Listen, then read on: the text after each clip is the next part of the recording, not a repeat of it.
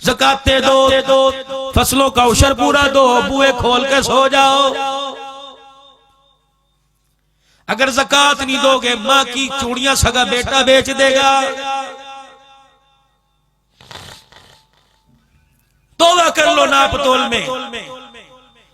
ایک اللہ والے کے پاس چلا گیا، دکان چلتی کوئی نہیں تھی، آخری بات کر رہا ہوں، دکان چلتی کوئی نہیں تھی۔ حضرت جی سورہ واقعہ بھی لکھ کے لگوا رکھی ہے، لوہے قرآنی بھی، محسن نقوی صاحب کا تویز بھی لکھ کے لگا دیا، لیکن فرق نہیں پڑ رہا۔ حضرت جی بھی اللہ والے متھے دا دل نہیں ویکھ دے، اللہ والے ویکھن تے دل ویکھ دے نے۔ اللہ والے نے نظر تو دیکھی نہیں، اللہ والے نے سائیڈ پاکٹ سامنے کی پاکٹ دیکھی کوئی نہیں، اللہ والے نے چہرہ دیکھا، مسکرا کے فرمایا ایک کام کرو، کام کہوں کرے گا اللہ والے کیا کم تولنا چھوڑ دے، تیری دکان میں برکت آ جاوے گی۔ وہیں بیٹھے بیٹھے توبہ کی، اللہ اکبر، نہ نبض پکڑی، نہ متھے پہ ہاتھ رکھا، نہ سینے پہ انگلی رکھی۔ اسے کیسے پتہ لگ گیا میرے اندر یہ بیماری ہے؟ وہیں بیٹھے بیٹھے دل میں توبہ کی اور دکان پہ جا کے لکھ دیا، حضرات ایک ضروری اعلان سنو، جب پیسے تھوڑے لیے جاویں گے سودا زیادہ دیا جاوے گا، ناپ تول میں کمی کوئی نہیں، جہاں مرضی تلوا کے دیکھ لو۔ اللہ اکبر، چل دل کے اندر اتنی برکت آئی، آسمان سے، زمین سے، دائیں بائیں سے، مشرق مغرب، ہوا کے جھونکوں سے مٹی نہیں آئی، دل کی برکت آنے لگی۔ اتنا اللہ نے دے دیا، سونے کا ترازو بن گیا، سامان ڈالنے والا بمبو سونے کا بن گیا، دائیں بائیں کے علاقوں میں مشہور ہو گیا۔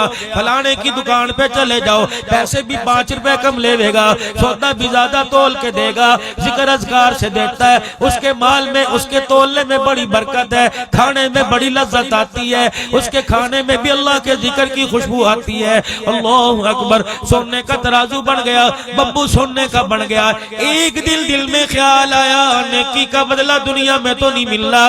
سونے کا ترازو کندھے پہ رکھا، بمبو کندھے پہ رکھا، اللہ والے کے پاس چلا گیا۔ اللہ والے جی کجی بھائی کیا بات ہے؟ حضرت جی پہلے تو مٹی کے برتن میسر نہیں تھے، اب تو سونے کے برتن مل گئے۔ اللہ والے دنیا کے اندر نیکی کا صلہ دنیا میں تو نہیں مل گیا۔ اللہ والے نے پھر اللہ کی ضربیں لگائی، نگاہ اٹھا کے دیکھی، سمجھ کے اندر صفائی ہو گئی، سمجھ کے اندر کا شیطان اندر کی میں مر گئی۔ فرمانے لگے ایک کام کروں، وہ کام کیا تھا؟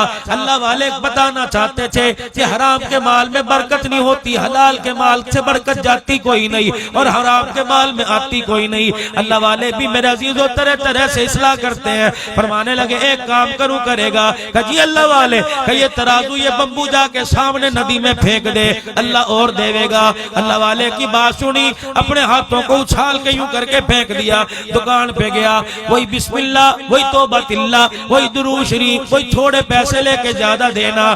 اگلے دن ندی پار سے ایک آدمی اسی بھائی کی دکان پہ سودا لینے آیا، جب ندی کو پار کرنے لگا پیر کو ٹھوکر لگی، اللہ غنی، ہاتھ ڈال کے پانی میں دیکھا سونے کا ترازو نکل آیا، یہاں زہل پہ زور ڈالا، کہنے لگا پورے گاؤں میں، پورے چکوک میں، پوری بستی میں، پورے گوٹھ کے اندر اسی بھائی کی دکان پہ سونے کا ترازو ہے، لگتا ہے رات اس کی چوری ہو گئی ہوگی، ڈاکو لے کے بھاگا ہوگا، سامان گر گیا ہوگا، کسی نے مخبری کر دی ہوگی۔ وہ سونے کا ترازو لے کے اس کی دکان پہ چلا گیا، بھائی جی اللہ اکبر، تیری کوئی چیز گم گئی تھی کہ نہیں؟ یہ ترازو تیرا گم گیا تھا، یہ ترازو دیکھ میں لے کے آیا۔